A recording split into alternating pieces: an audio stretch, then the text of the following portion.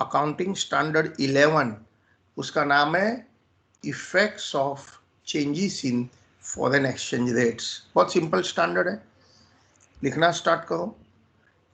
S11 नाम है, एक minute,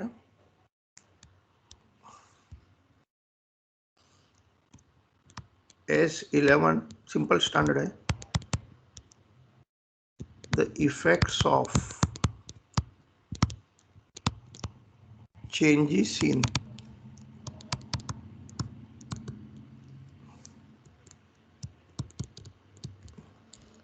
foreign exchange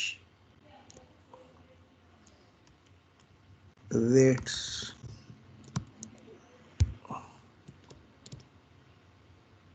by CA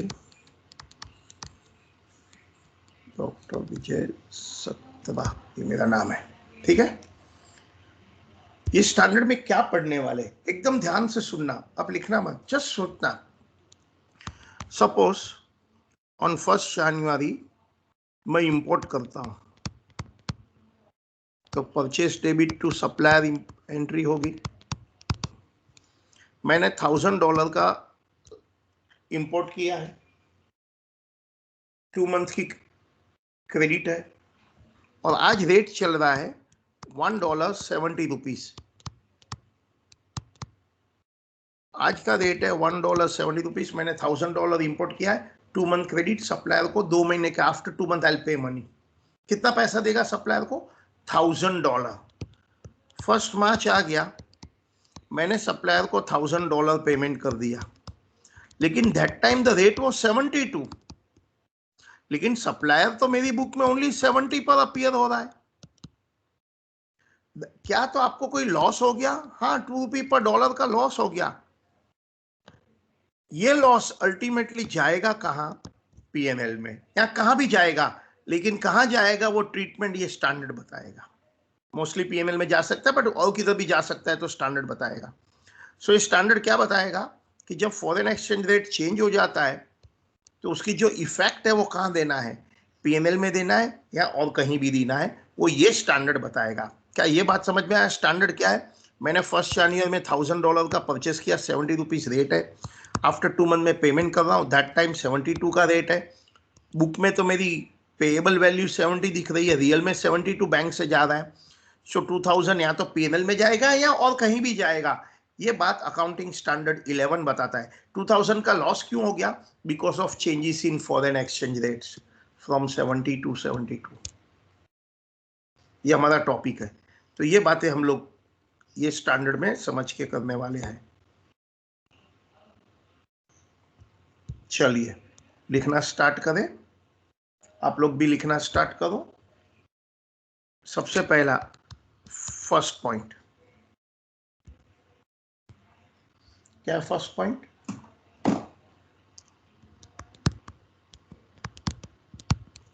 foreign exchange मतलब फॉरेन करेंसी, सिंपल स्टैंडर्ड है, मीन्स करेंसी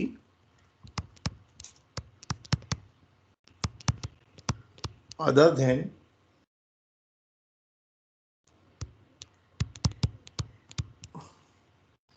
डोमेस्टिक रुपीस।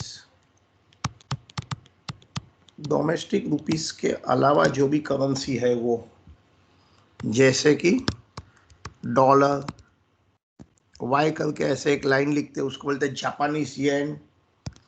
ई type का है उसे यूरो बोलते हैं। अल्फा जैसा है उसे ब्रिटिश पाउंड स्टर्लिंग बोलते हैं। So dollar, Japanese yen, euro, pound sterling, pound, ये सब फॉरेन करेंसी है।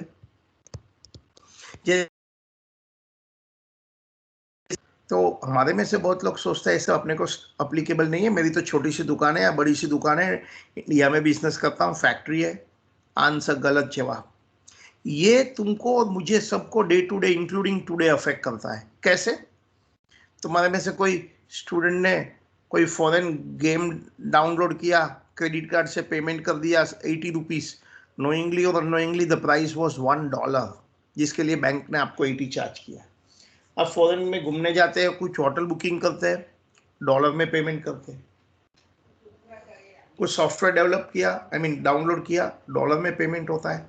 सो आज तुम्हारा दोस्त यूएसए में, उसका बर्थडे है, उसको आप बुके दे रहे हैं, आपने कोई साइट खोली, वहाँ फॉरेन का, अमेरिका का दोस्त का एड्रेस दे दिया, बुके से पेमेंट कर दिया 500 रुपीज़, नोइंगली और अनोइंगली वो डॉलर में पेमेंट हुआ है। भले इंडियन क्रेडिट कार्ड कंपनी ने आपसे रुपीस वसूल किया है, बट बीच में डॉलर में कन्वर्जन हो गया है।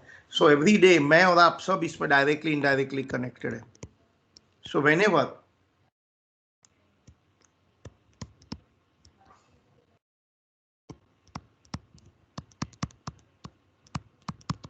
any foreign transaction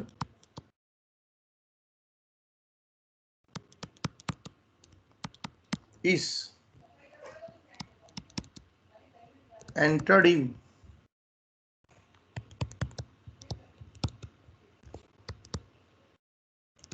foreign currency, then S11 is applied on its reporting। ठीक है। सो हम लोग ये स्टैंडर्ड में क्या क्या पढ़ने वाले हैं देखते हैं। आप 1 मिनट के बाद लिखना, बिकॉज आपको पता नहीं है कि क्या लिख रहा हूँ मैं। हाँ, जस्ट 1 मिनट के बाद हम लोग recognition of foreign exchange transactions करने वाले हैं इसमें।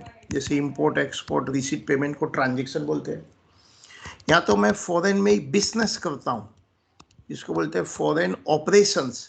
मेरा धंधा ही फॉरेन में है। अच्छा, अपना धंधा फॉरेन में किस फॉर्म ऑफ ऑर्गेनाइजेशन में हो सकता है? ब्रांच हो सकता है, सब्सिडरी हो सकता है। हम फॉरेन में बिजनेस करने वाले हैं। या तो फॉरवर्ड कॉन्ट्रैक्ट्स, ये क्या है मैं बताएगा आपको। ओके,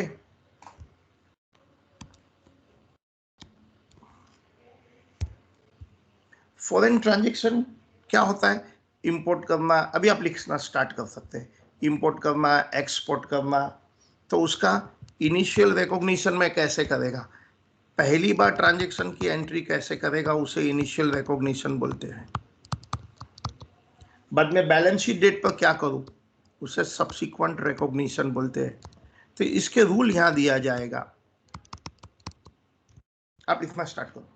फॉरेन ऑपरेशन माने क्या? मेरा फॉरेन में बिजनेस है, may be as a branch, तो पता है ब्रांच का ट्रायल बैलेंस हेड ऑफिस को देगा फाइनल अकाउंट के लिए।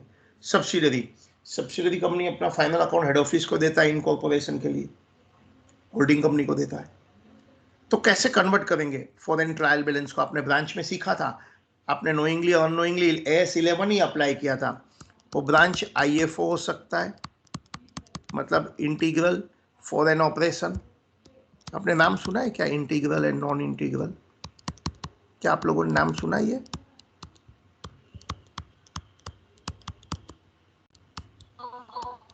हाँ, नहीं सुना है? Don't worry, non integral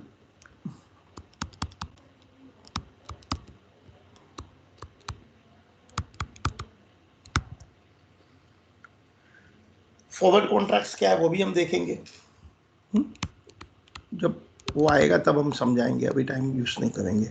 forward contract hedging के लिए हो सकता है, हेजिंग, या तो स्पेक्यूलेशन और ट्रेडिंग के लिए हो सकता है।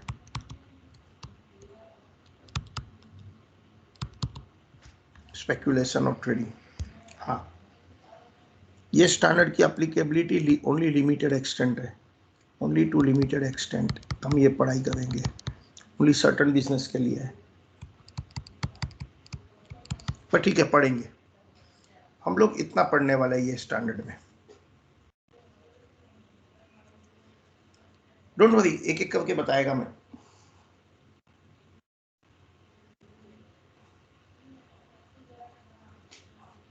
सबसे पहले हम फॉरेन एक्सचेंज ट्रांजैक्शन की बात करेंगे। What is meaning of the transaction? Import करना, एक्सपोर्ट करना, एक्सपेंसेस करना, लोन लेना। बिजनेस में जो भी कुछ हो रहा है उसे बिजनेस ट्रांजेक्शन ही तो बोलते हैं, लेकिन ये बिजनेस ट्रांजेक्शन फॉरेन करेंसी में हो रहा है। ठीक है, सो फॉरेन करेंसी ट्रांजेक्शन या तो foreign exchange transaction, what ever you call.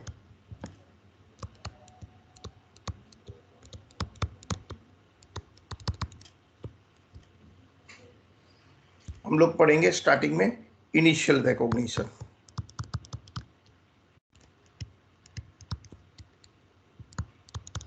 मतलब सपोज मैंने इंपोर्ट किया तो पहली एंट्री कैसे करेंगे?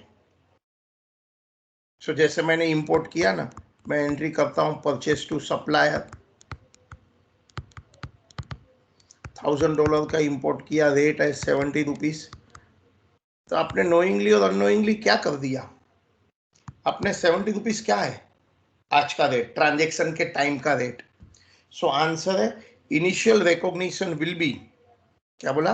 Initial recognition will be at the transaction rate, और ट्रांजेक्शन रेट को स्पॉट रेट बोलते हैं। सो लिखिए ये बात,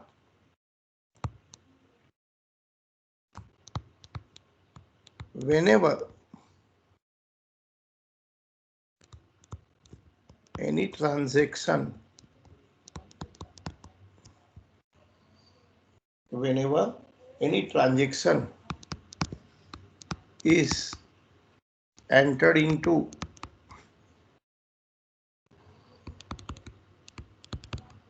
foreign currency,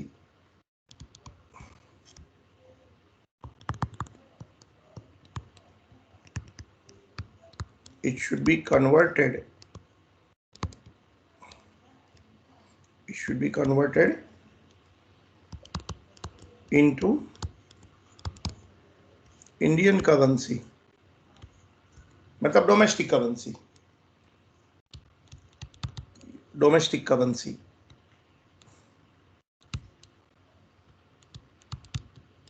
using spot rate। क्या वर्ड है? Spot rate.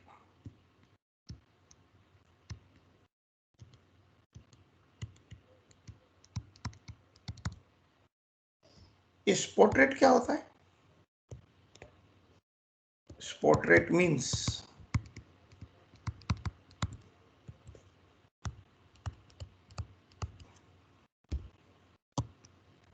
Spot rate means क्या? Rate of exchange.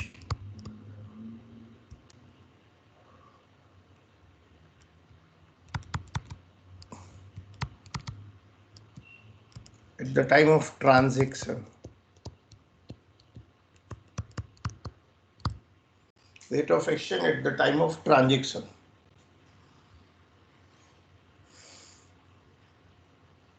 ठीक है, अब हम क्वेश्चन करते हैं।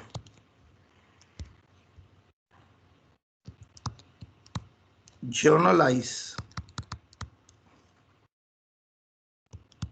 The following transactions.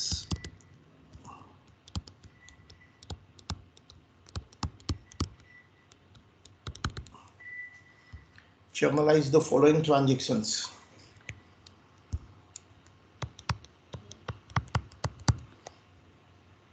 1711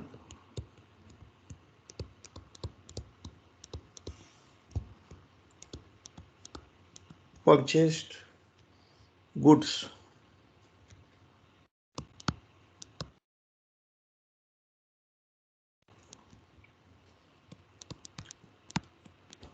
$10,000, rate $1.40।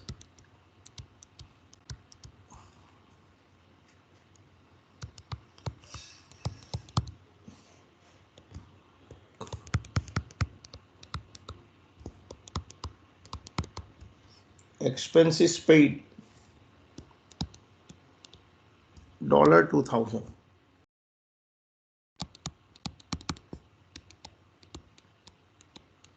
$1.42। For January,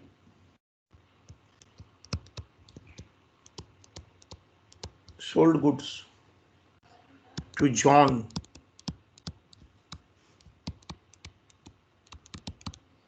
on credit $8,000. That time the rate is $1.43. For match, loan taken $15,000. Rate $1.44. ठीक है. Year ending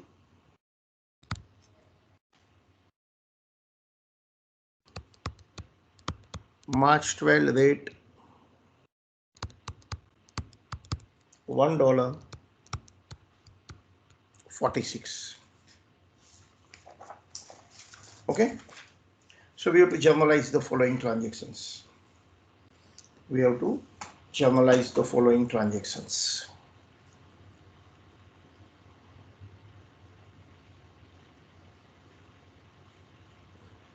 स्टार्ट करें. जर्नल की लाइन ड्रॉ करिए. जर्नल एंट्रीज की लाइन ड्रॉ करिए. या अभी तक मैंने सम स्टार्ट नहीं किया, मैंने खाली क्वेश्चन लिखा है. Don't worry. क्या आपने क्वेश्चन लिखा है? यहां तक लिखा है कि एनी इश्यू? वापस ऊपर का लिखूं, मैं बताऊं अभी तक chart? Okay, I'll do that. Don't worry. Now it's okay.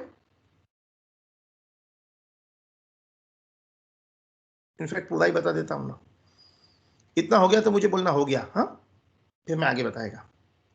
मैंने पूरा ही नोट्स बता दिया है.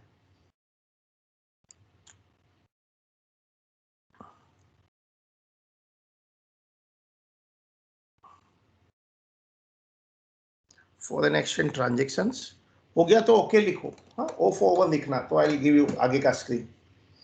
हो गया तो ओ फॉर ओवर करना.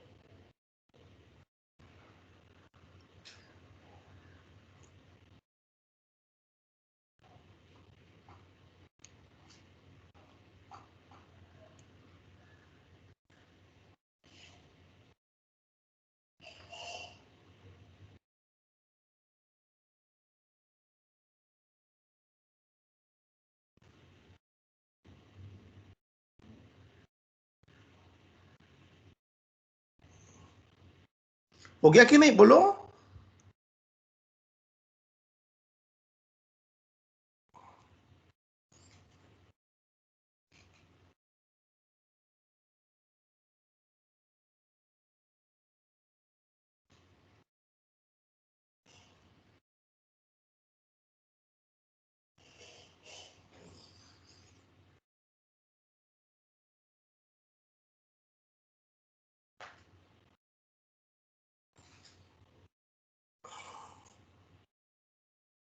चलिए, इतना लिखा है या ना, बोलो.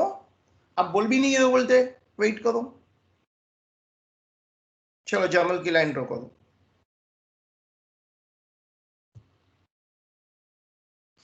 जर्नल की लाइन ड्रॉ करो.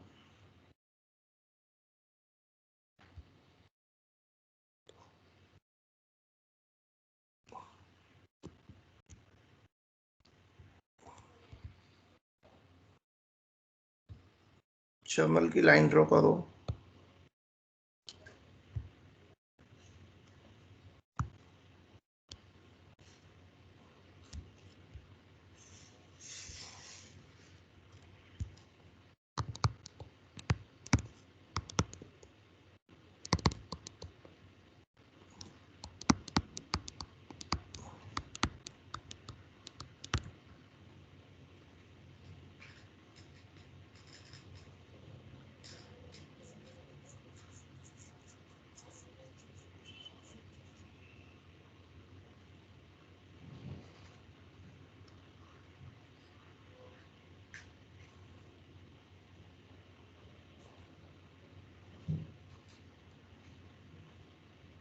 चलिए first transaction,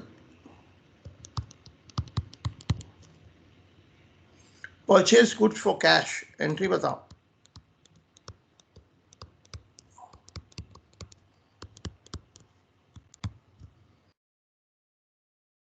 purchase to cash bank, cash और बैंक एक ही वर्ड है। क्या आप अमाउंट बता सकते हैं? $10,000 at 40,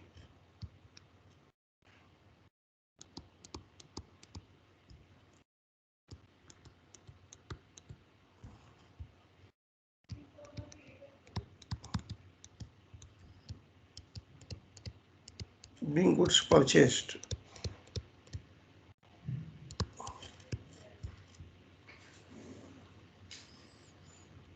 So first July.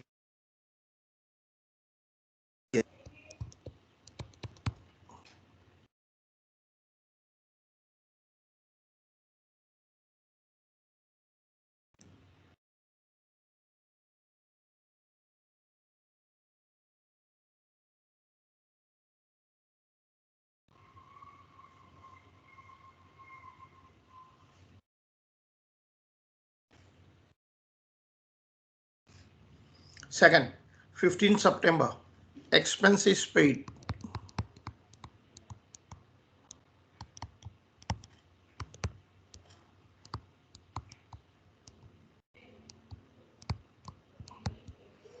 Expenses to bank, क्या आप अमाउंट बोल सकते हैं?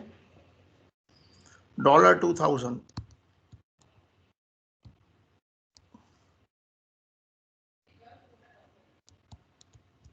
at 42.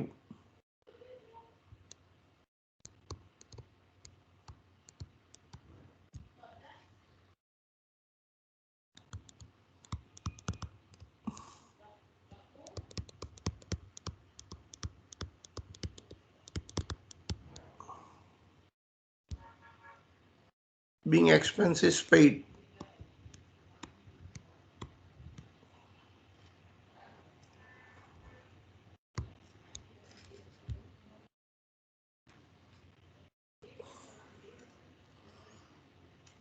क्या आप थर्ड एंट्री सोच सकते हैं?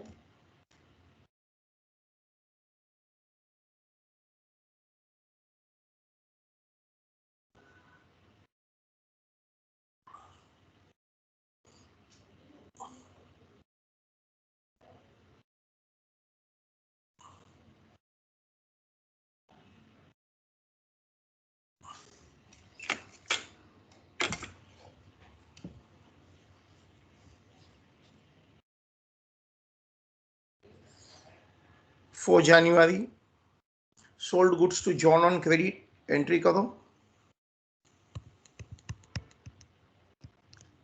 John to sale,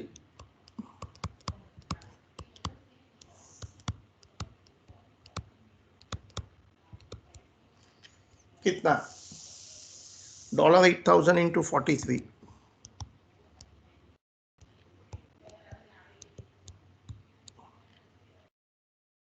कितना होता है?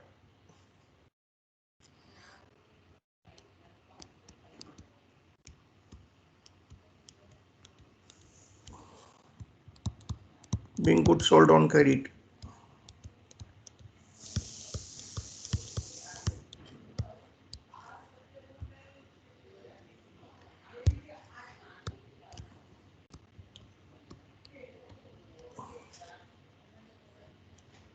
Being goods sold.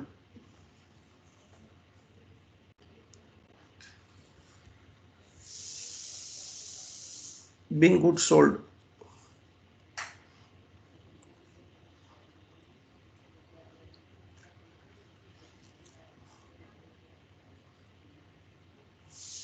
तो आपका कंक्लूजन क्या हो रहा है? आंसर बहुत सिंपल है, ये सब ट्रांजेक्शन हो रहा है ना, purchase goods, sale goods, expenses, loans. The rule ये है कि foreign exchange transaction should be converted at spot rate on the date at the time of transaction.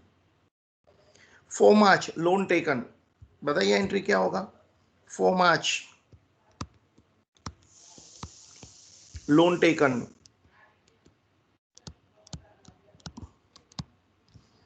Bank account debit to loan, $15,000 into 44,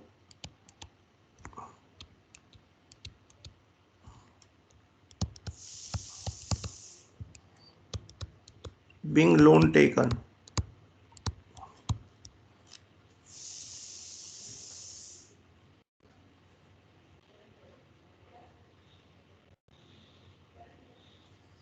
Being loan taken.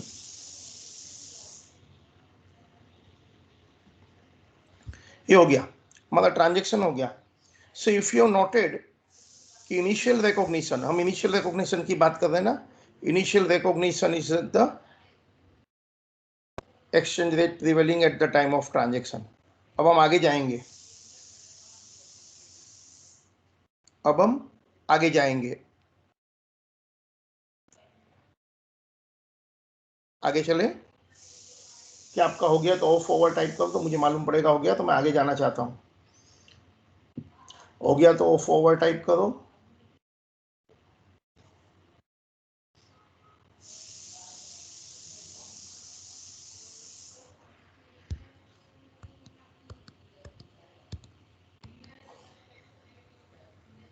एक भी of over नहीं आया है.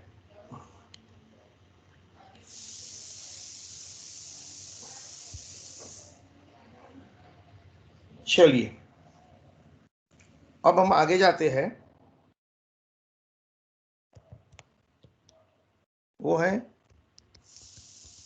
subsequent recognition. Subsequent recognition on the balance sheet date.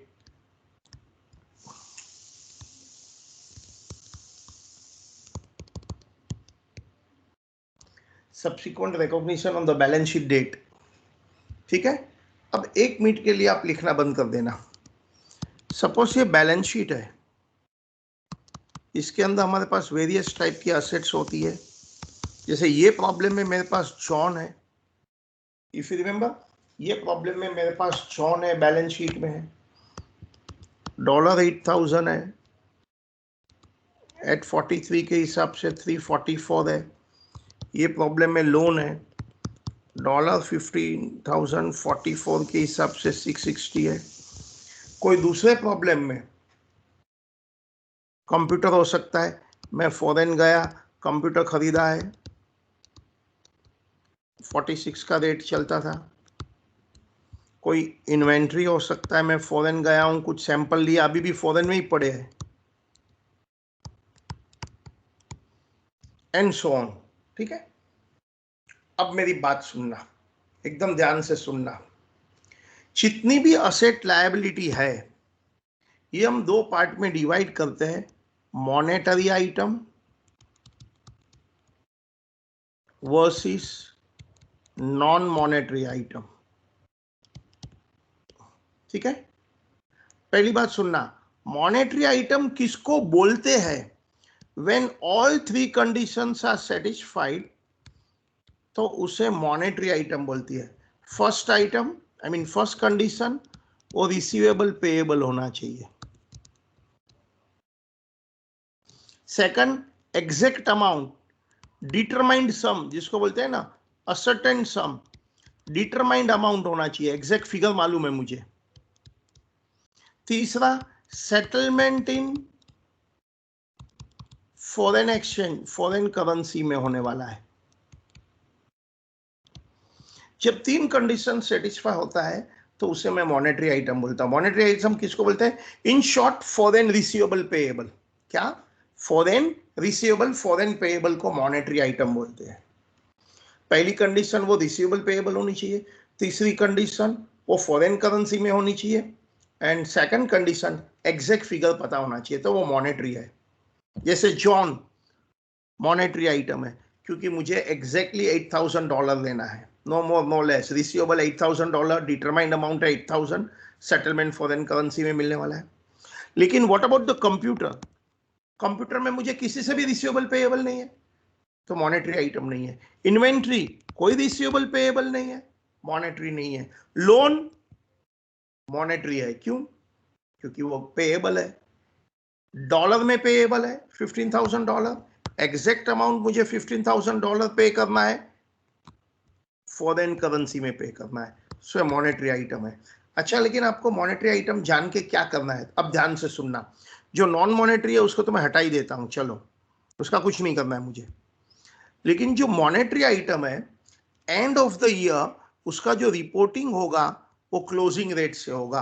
Closing rate 46 है, तो मुझे balance sheet में 46 के हिसाब से 3,68,000 लिखना है। मॉनेटरी आइटम का रिपोर्टिंग क्लोजिंग रेट से होगा। Obviously difference between old book value and new value आएगा, वो कहां चला जाएगा? प्रॉफिट एंड लॉस में जाएगा। एंट्री करना है तो मैं बता सकता हूं, जॉन की वैल्यू बढ़ रही है, जॉन डेबिट कितने से? 24,000, वो पीएनएल में जाता है। टेम्पररीली पहले मैं एक फॉरेन एक्सचेंज फ्लक्चुएशन अकाउंट में लिखता हूं, but foreign exchange fluctuation PNL में जाएगा।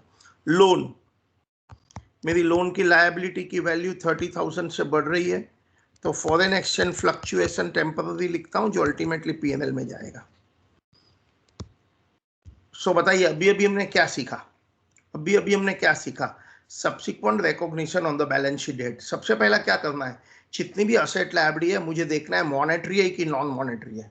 मॉनेटरी किसको बोलता हूं सिंपल लैंग्वेज में? Foreign receivable payable. क्या बोला? फॉरेन रिसीवेबल पेएबल, जो फिक्स डिटरमाइंड अमाउंट है वो मॉनेटरी है। अच्छा, मॉनेटरी आइटम का करना क्या होता है? बैलेंस शीट में मॉनेटरी आइटम का रिपोर्टिंग क्लोजिंग रेट से होता है। कौन सा रेट से?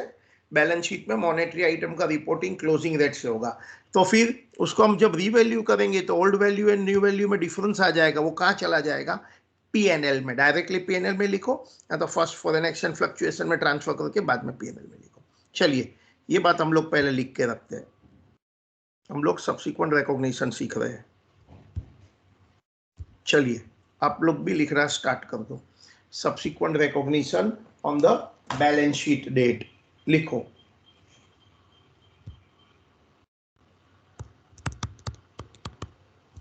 Eight the end of the period,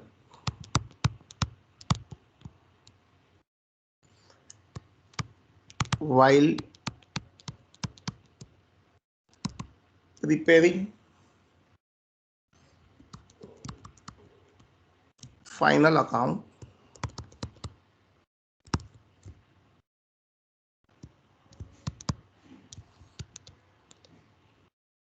on the balance sheet date, all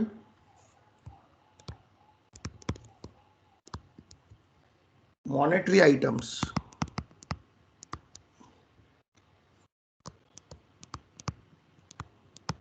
should be reported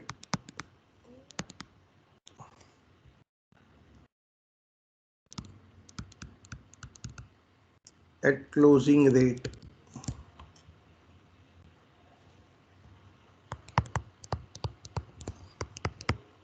Those assets and liabilities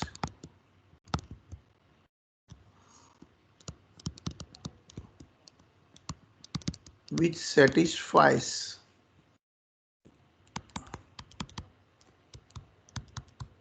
all the following conditions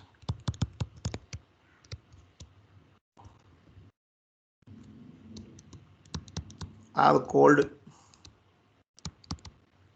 monetary items.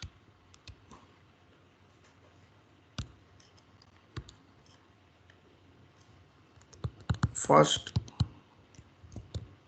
they are receivable payable,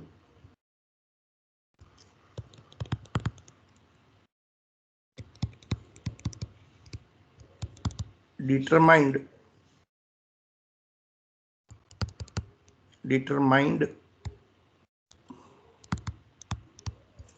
that is ascertained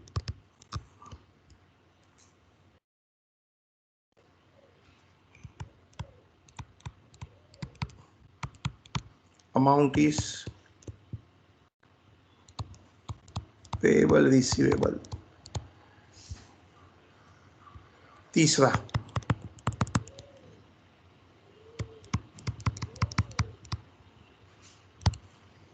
settlement will be in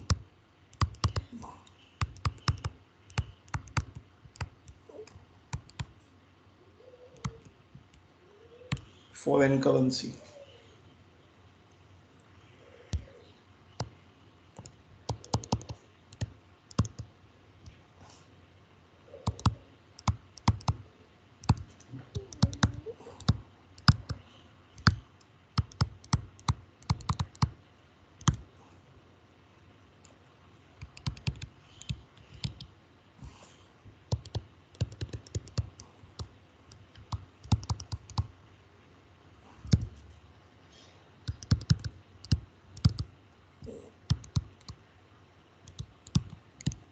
Foreign data, foreign creditor, foreign bills of exchange, foreign loans, and so on.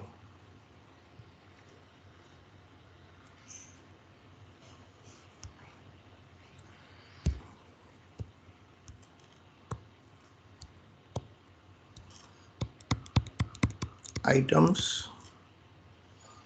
whether monetary items,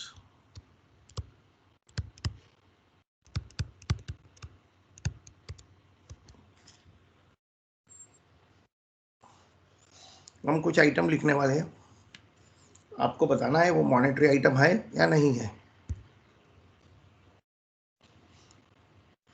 याद रखना, receivable payable word important है। Foreign currency में settlement होनी चाहिए, that means foreign receivable, foreign payable. In short वो foreign receivable, foreign payable है, determined amount of foreign currency है। क्या फिक्स्ड असेट्स मॉनेटरी आइटम है? नो। सो रिसीवेबल पेएबल किधर है? क्या इन्वेंटरी मॉनेटरी आइटम है? Surely no. रिसीवेबल पेएबल किधर है? What about foreign debtor? Obviously foreign debtor में फॉरेन करेंसी मिलने वाली है exact. Foreign creditor, yes.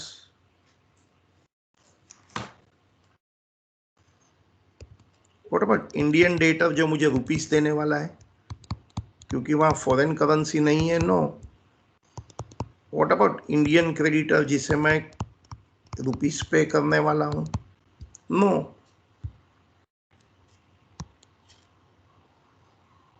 What about investment in equity share? सोच के आंसर देना। Investment in equity shares in America?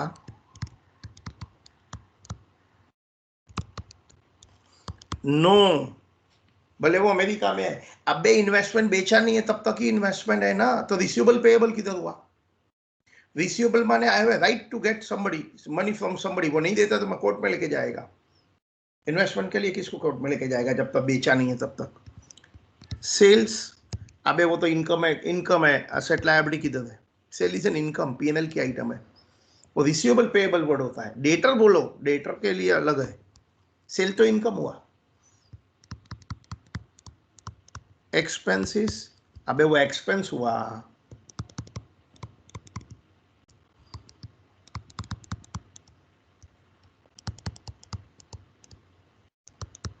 No. अरे foreign bills of exchange, yes ना।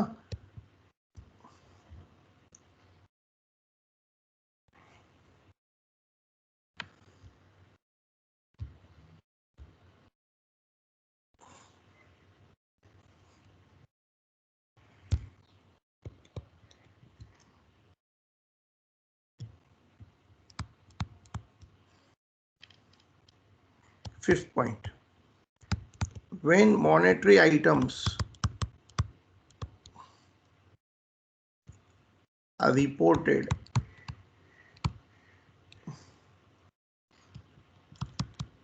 at the end at closing rate,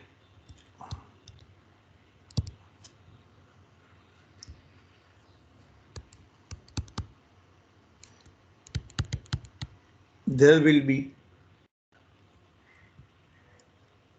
difference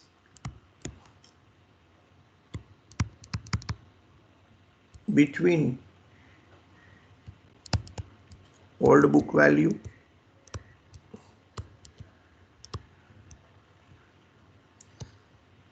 and new value,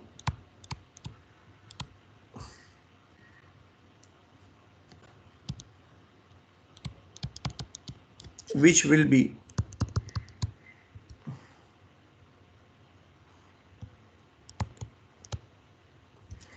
recorded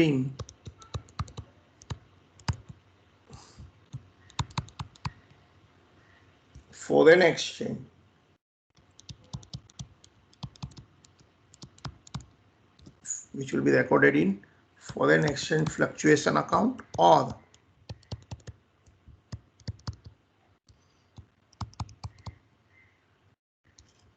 foreign exchange difference account.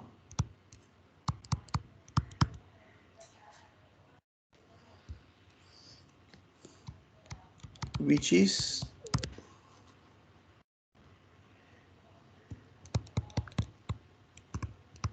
ultimately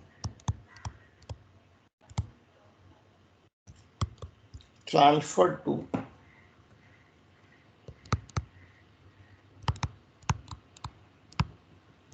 profit and loss account.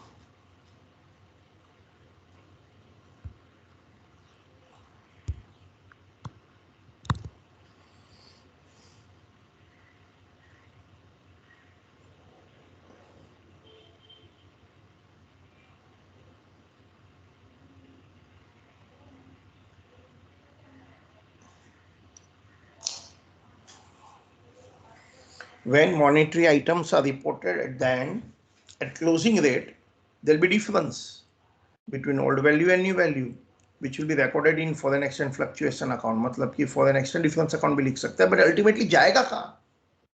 Profit and loss account. Example. Continue the above example. जो हमने journal entry खत्म की ना,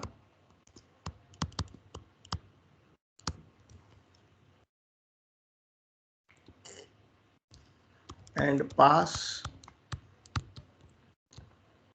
journal entries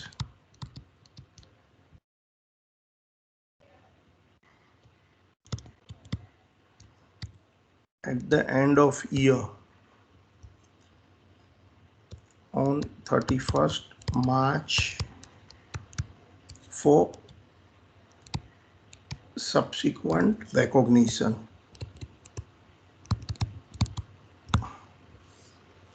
Continue the above example and pass journal entries at the end of the year on 31st March 12 for subsequent recognition. क्या हम शुरू करें? पता है ना, when monetary items are reported at the end at closing rate, there will be difference between old book value and new book value. That will be recorded in foreign exchange fluctuation बोलो, foreign exchange difference बोलो, but वो जाएगा कहाँ? Name is not important. Profit and loss. ठीक है, तो वही पुराना एग्जाम्पल हम कंटिन्यू करते हैं. Okay, and for answer, following monetary item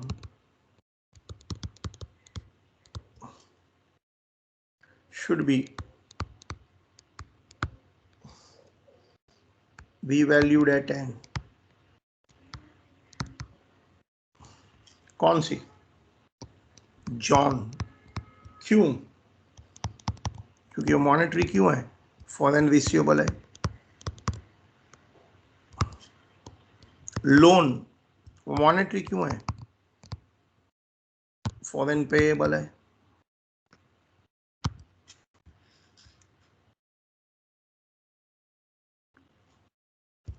तो अभी एक वर्किंग में बैलेंस शीट बना के बताता हूं जो मैंने पहले बनाया था.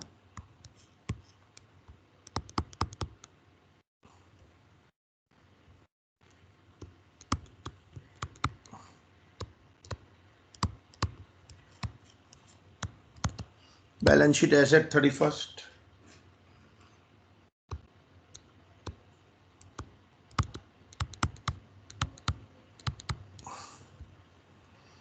जॉन, क्या हाल भाई जॉन का? $8,000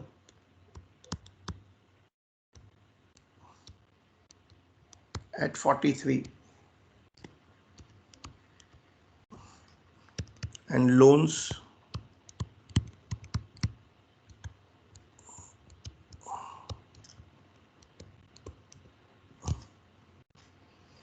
पता है ना हम क्या करने वाले हैं?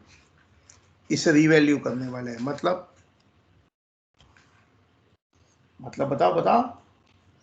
ये 43 के बदले में मैं क्लोजिंग रेट लिखने वाला हूं। कितना है क्लोजिंग रेट? 46 दिया है ईयर एंडिंग का rate. So this will become 3,68,000। Balance sheet में 360 बताएगा और 44 के बदले में 46 करके 690 बताएगा। तो यहाँ 344 एंड 368 का difference 24। Value of asset increase हो रहा है, गेन प्रॉफिट। यहाँ 660 टू 690 लायबिलिटी इंक्रीज हो रहा है, लॉस। तो ये बातें मैं कर रहा हूँ।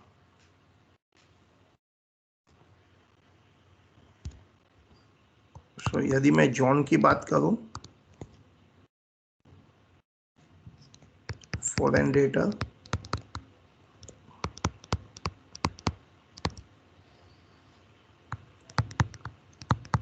what is old book value? अभी तो ऊपर दिख रहा है ना, $8,000 at 43।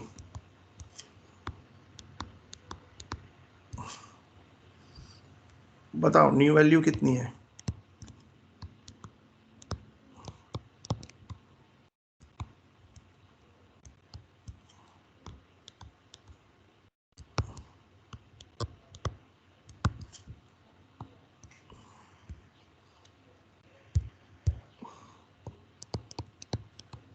इंक्रीज इन असेट, इसे क्या बोलते हैं? प्रॉफिट बोलते हैं। तो श्योरली जॉन में प्रॉफिट होने वाला है। जॉन में प्रॉफिट होने वाला है।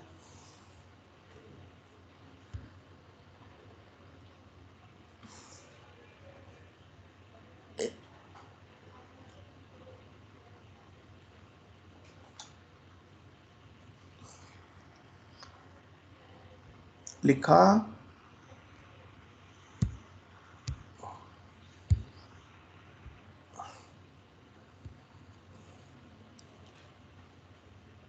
क्या मैं आगे चलूं?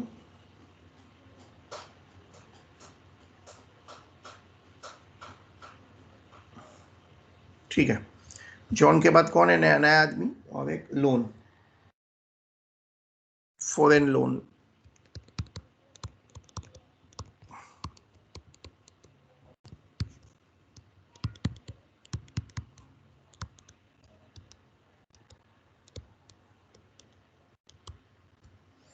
Old book value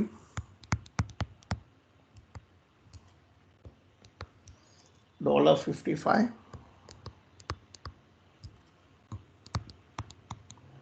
new value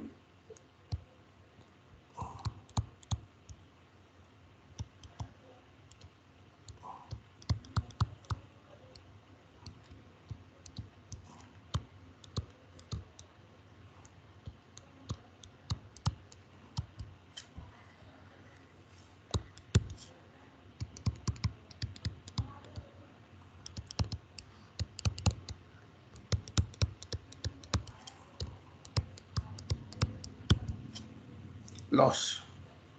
बस। तो मुझे जर्नल एंट्री करनी है, मुझे ये दोनों की जर्नल एंट्री करनी है।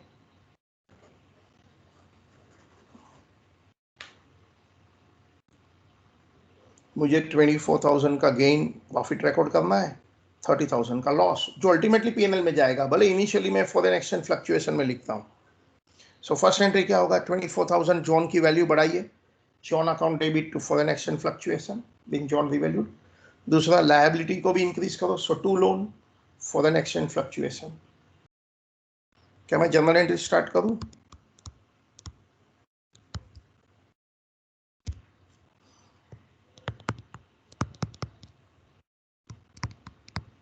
John account debit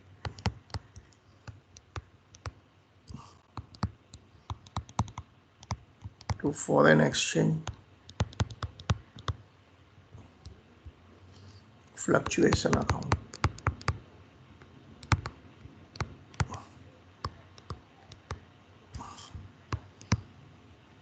Being John devalued.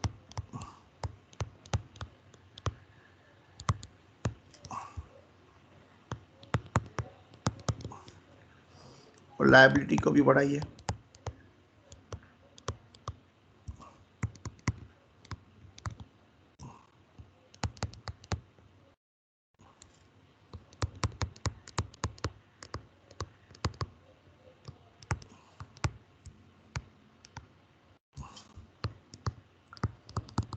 Being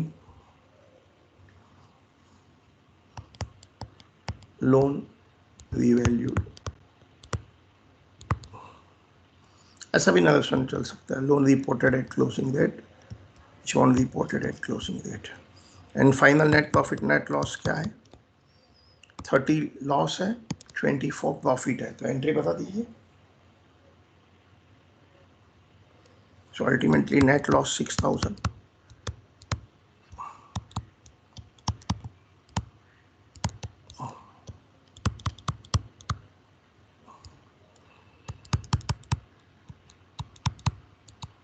कोई लोग फॉरेन एक्सचेंज फ्लक्चुएशन के बदले में फॉरेन एक्सचेंज डिफरेंस वर्ड लिखते हैं. That's okay. अकाउंटिंग स्टैंडर्ड कोई नेम नहीं देता है.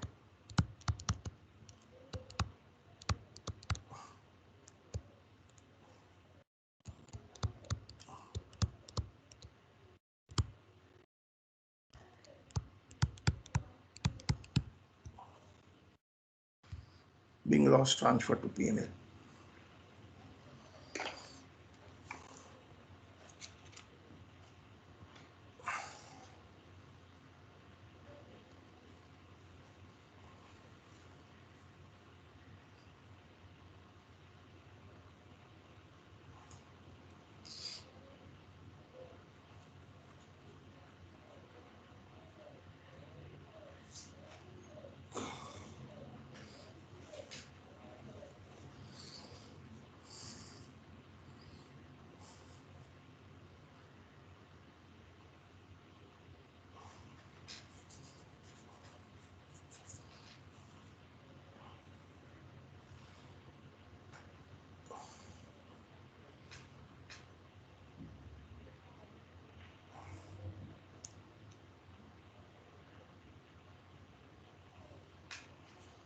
चले आगे.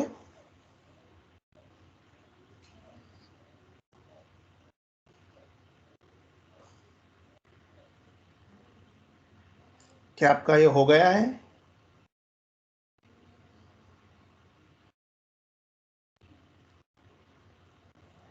क्या मैं और आगे कंटिन्यू करूं? चले. आई होप आप सबने ये लिख दिया है. चलिए अब बताइए नेक्स्ट ईयर क्या पोजीशन होगी. नेक्स्ट ईयर चलिए आगे लिखो. In the above example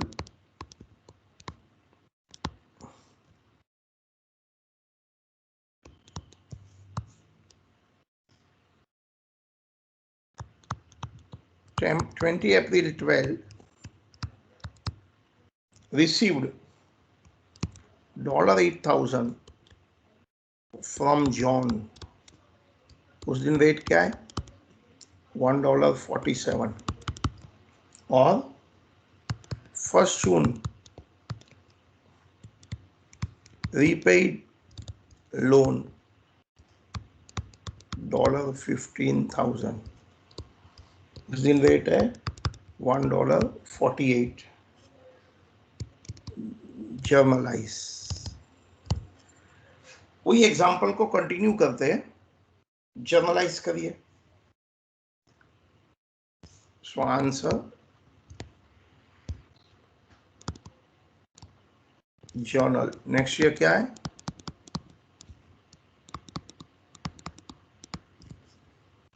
journal की लाइन ड्रॉ करूं क्या?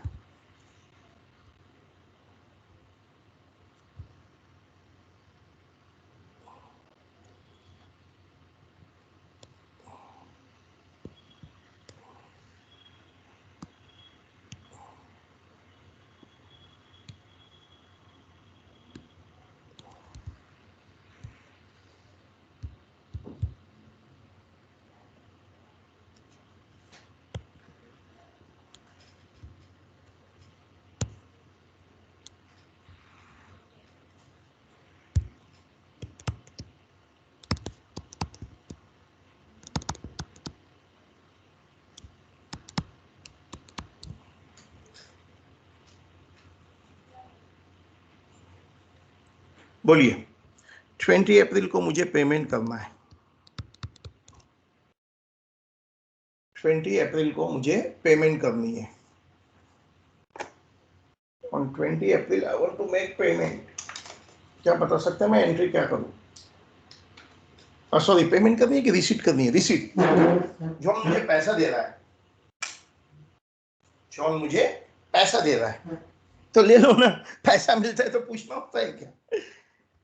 चलिए, मैं क्या करता हूँ, पहला दो अलग एंट्री करता हूँ। पहला तो पैसे लेता हूँ, बैंक डेबिट टू जॉन,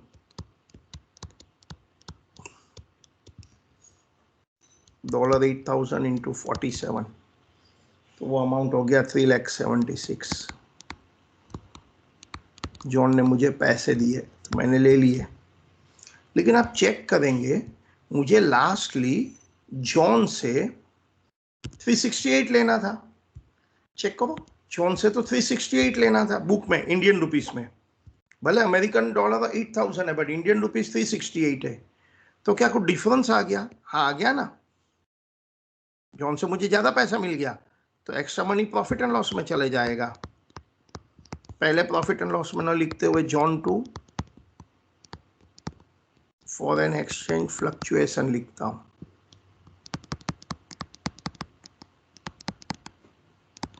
कितना? मुझे 376 मिला, प्रॉफिट हो गया। 368 लेना था, 8,000। क्या ऐसा दो अलग एंट्री करने के बदले में कोई कंबाइन एंट्री कर सकता हूं? हाँ, कर सकते हैं ना। और कंबाइन एंट्री, क्या मुझे कोई कंबाइन एंट्री बता सकते हैं क्या होगी? कंबाइन, देखो मुझे पैसे मिले 376, मगर टेक्निकली जॉन से Indian book value carrying amount 368 था, तो 8,000 जो ज्यादा मिला वो कहाँ गया? Foreign exchange fluctuation. एक ही बात है। आप चाहे तो ये दो अलग अलग एंट्री करो, चाहे तो वन कंबाइन एंट्री करो। Whatever you are familiar वो आप फॉलो कर सकते हैं। नेक्स्ट एंट्री करके बताओ कंबाइन में। चलो, नेक्स्ट एंट्री मुझे करके बताओ। मैंने 15,000 का लोन रीपे कर दिया है।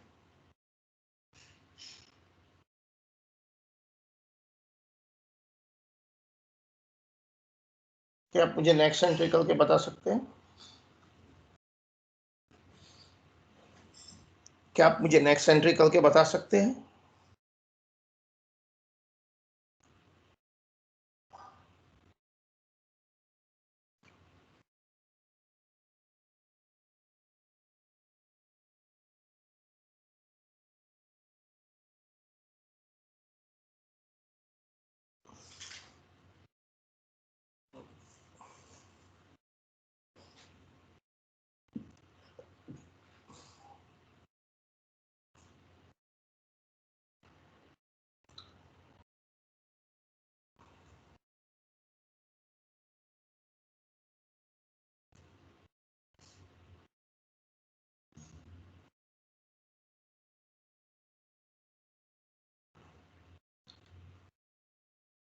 क्या मुझे नेक्स्ट एंट्री कर सकते हैं? लोन पे किया मैंने, व्हाट डेट?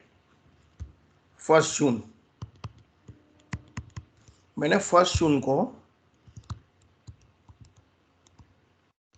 $15,000 पे किया है। The rate is 48।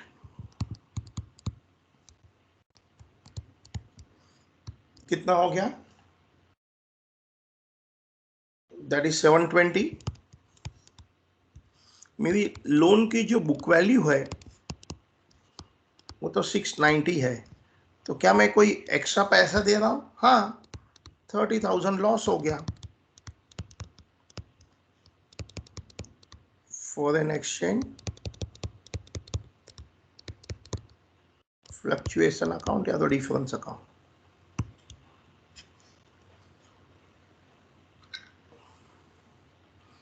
मैंने $15,048 के हिसाब से पे कर दिया है।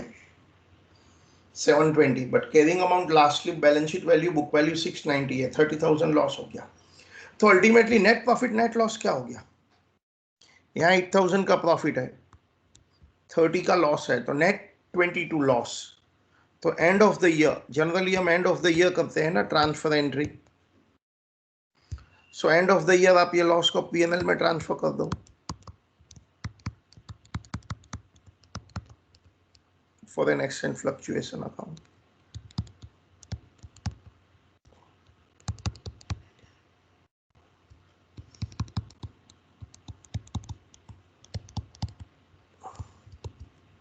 कितना? 30,000 लॉस था, 8,000 प्रॉफिट था, तो नेट लॉस 22,000। नॉर्मली ये transfer entry end of the year करते हैं। नॉर्मली ट्रांसफर एंट्री हम लोग एंड ऑफ द ईयर करते हैं। नॉर्मली हम लोग transfer entry end of the year करते हैं ना।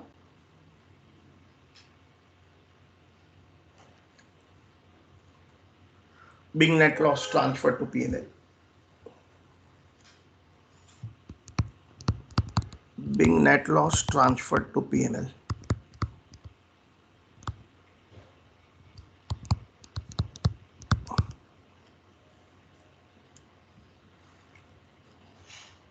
इसके साथ हमारा ये लंबा सम खत्म हुआ, कॉन्सेप्ट खत्म हुआ। How to record foreign exchange transactions, initial recognition and subsequent recognition. Initial recognition and subsequent recognition.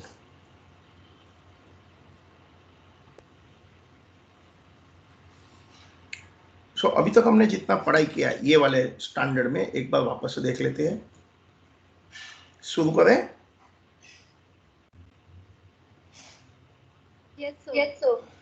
Okay, यहां तक हो गया ना?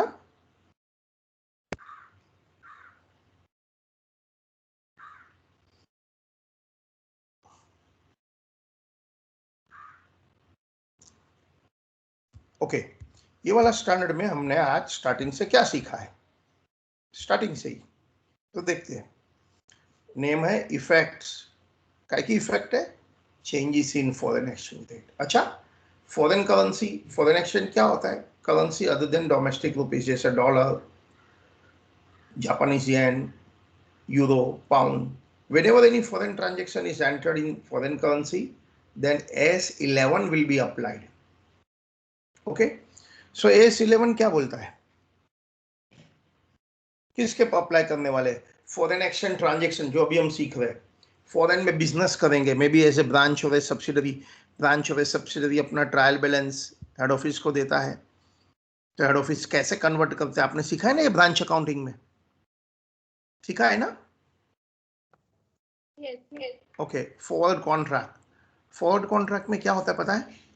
हम अपने आप को बचाना चाहते हैं। अच्छा, हम अपने आप को बचाना क्यों चाहते हैं? आई टेल यू, तुम्हारे में से एक स्टूडेंट अमेरिका पढ़ने जाने वाला है, उसने एस्टिमेट लगाया है कि 2 इयर्स की ट्यूशन फी $50,000। अभी रेट चलता है सपोज 70, 35 लाख का बजट बेचारे ने बनाया है, कट टू कट लोन वगैरह लेके। अभी वो चिंतित है कि यदि वो फॉरेक्स का रेट 80 रुपीस हो जाएगा ना, तो उसका बजट 40 लाख हो जाएगा, उसे 5 लाख एक्स्ट्रा कॉस्ट लग जाएगा। अब 35 लाख की अरेंज करने को बेचारे को बहुत मेहनत हो रहा है, तो 5 लाख एक्स्ट्रा लगेगा तो बहुत नुकसान हो जाएगा। वो सोचता है क्या मैं अपने आप को बचा सकता हूँ? हाँ, कैसे? इंश्योरेंस लेके, उसे हेजिंग बोलते हैं। हम बैंक में जाके बोलते हैं चलो ना आज से ही भाव फिक्स कर डालते हैं। बैंक बोला ठीक है, आज से ही भाव फिक्स कर डालते हैं 71 rupees per dollar. That means उसे 35-50 लगेगा फिक्स्ड। बाद में डॉलर का रेट कुछ भी हो जाए उसे चिंता नहीं करना है, उसे हेजिंग बोलते हैं। उसे हेजिंग बोलते हैं। तो हम हेजिंग की बुक कीपिंग सीखेंगे, ठीक है? वापस बताऊं, ये मैं हेजिंग का मीनिंग बताना चाहता हूँ, फॉरवर्ड कॉन्ट्रैक्ट का मीनिंग बताना चाहता हूँ नॉलेज के लिए। देखो, मैं फॉरेन पढ़ने जाने वाला है ना, आपका बजट है 2 साल का ट्यूशन फी $50,000। आज डॉलर का भाव 75 चलता है, आपने कट टू कट बजट कितना बनाया है? 35 लाख। बहुत मुश्किल से अरेंज हुआ है। अब आपको चिंता क्या है पता है? 2 साल में 80 रुपीज डॉलर हो जाएगा तो क्या चिंता है? तो आपका बजट हिल जाएगा ना, 40 लाख हो जाएगा। आपको 5 लाख एक्स्ट्रा लगेगा, आपके पास उतनी ताकत नहीं है एक्स्ट्रा 5 लाख अरेंज करने की, क्योंकि 35 लाख ही मुश्किल से अरेंज हुआ है। तो हम क्या करते हैं, हम चाहते हैं एक्सचेंज रेट फिक्स हो जाए, बाद में एक्सचेंज रेट बढ़े तो मुझे चिंता नहीं है। तो मैं बैंक में जाके बोलता हूँ 70 रुपीज फिक्स कर डालना 2 साल के लिए, बोलता है नहीं। बैंक बोलता है एक काम करो, हम 71 रुपीज में फिक्स कॉन्ट्रैक्ट कर डालते हैं, दैट मीन्स $50,000 फिक्स कॉन्ट्रैक्ट 71। आप 2 साल के अंदर कभी भी फॉरेन एक्स फीस भरना, हम आपसे 71 का रेट लगाएंगे, 35-50। बाद में डॉलर का रेट ऊपर भी जाता है नीचे भी जाता है, मुझे स्टूडेंट को चिंता नहीं है, मेरा 71 फिक्स हो गया। मैंने हेज कर दिया, एक जात का इंश्योरेंस निकाल दिया, मैंने मेरी रिस्क को प्रोटेक्ट कर दिया। समझ में आया मीनिंग? Yes sir. उसे हेजिंग बोलते हैं। सो hedging is a math, it's a type of insurance ही हो गया ना। 1 रुपया बैंक ने मेरे से एक्स्ट्रा चार्ज किया ना, टाइप ऑफ, हाँ या ना? Yes sir. That's a hedging. वो हम उसकी बुक कीपिंग नेक्स्ट लेक्चर में पढ़ेंगे, ठीक है। अब आप आज के लेक्चर में सिर्फ किसके पर अपना ध्यान केंद्रित करते हैं? Foreign exchange transaction. Initial recognition means जब ट्रांजेक्शन पहली बार होता है तब, subsequent recognition means balance sheet के दिन और बाद में। ओके, इनिशियल रिकॉग्निशन का क्या रूल है? whenever any transaction is entered into a foreign currency it should be converted into Indian currency, domestic currency, मतलब क्या रेट से? स्पॉट रेट से। स्पॉट रेट क्या होता है? Rate of exchange at the time of transaction. Very nice. चलिए फिर हमने ट्रांजेक्शन देखा, purchase goods for cash $10,000, entry बताओ। Purchase to cash bank $10,000 into 40, expense paid, expense to cash bank $2,000 into 42, 84,000. Sold goods to John on credit, John to sales 8,000 into 43. Loan taken, bank to loan $15,000 into 44, 660. Year ending का rate है March 12, ये year ending है, ठीक है। ये मैंने journal entry कर दिया, नॉर्मल एंट्री है। अब बताइए सब्सिक्वेंट रिकॉग्निशन का मतलब क्या? बताओ, मैं बैलेंस शीट डेट पर क्या करने वाला हूं, जल्दी से बताओ। क्या मैं सभी असेट लायबिलिटी की वैल्यू बदलाव करने वाला हूं, चेंज करने वाला हूं? नहीं। सिर्फ कौन सी आइटम की वैल्यू चेंज करते हैं बैलेंस शीट में? Monetary item. Monetary item. Monetary item किसे बोलते हैं?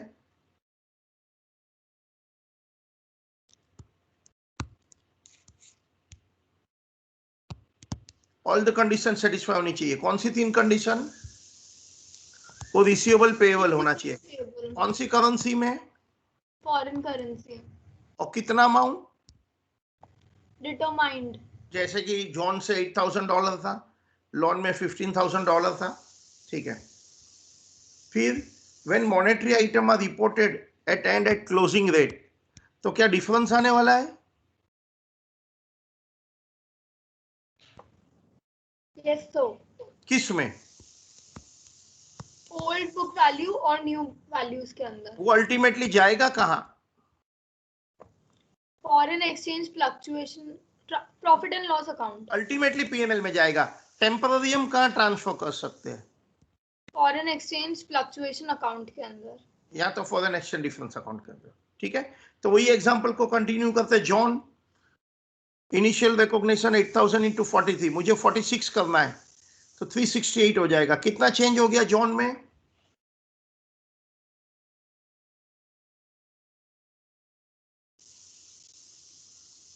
$24, 344 का 368। जॉन की वैल्यू, असेट की वैल्यू, डेटर की वैल्यू बढ़ रही है, इंक्रीज हो रही है। प्रॉफिट हुआ या लॉस हुआ? प्रॉफिट। तो जर्नल एंट्री क्या करेंगे? जॉन डेबिट, असेट की वैल्यू बढ़ गई टू प्रॉफिट। लोन में 44 का 46, लायबिलिटी इंक्रीज हो गया, लॉस हो गया 30,000 का। Foreign exchange fluctuation to loan 24 profit, 30 loss, net loss 6,000 PNL में ट्रांसफर कर दो। इसी एग्जांपल को आगे बढ़ाते हैं next year. Received 8,000 20 April from John. अब कंबाइंड एंट्री की बात करूं तो मुझे कंबाइन एंट्री, $8,000 मिला है। उस वक्त रेट क्या है 47, तो 376 मिला, लेकिन जॉन की बुक वैल्यू तो लास्टली 368 है, तो 8,000 का प्रॉफिट हुआ। लोन रीपे किया 48 रुपीज के हिसाब से, सो टू बैंक $15,000 इंटू 48 720, लेकिन मेरी कैरिंग अमाउंट बुक वैल्यू 690 था, 30 लॉस हो गया।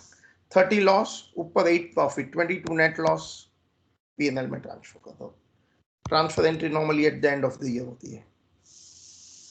क्या इतनी बात समझ में आ गई? आगे की कहानी don't miss the next video. Wait, आगे की कहानी डोंट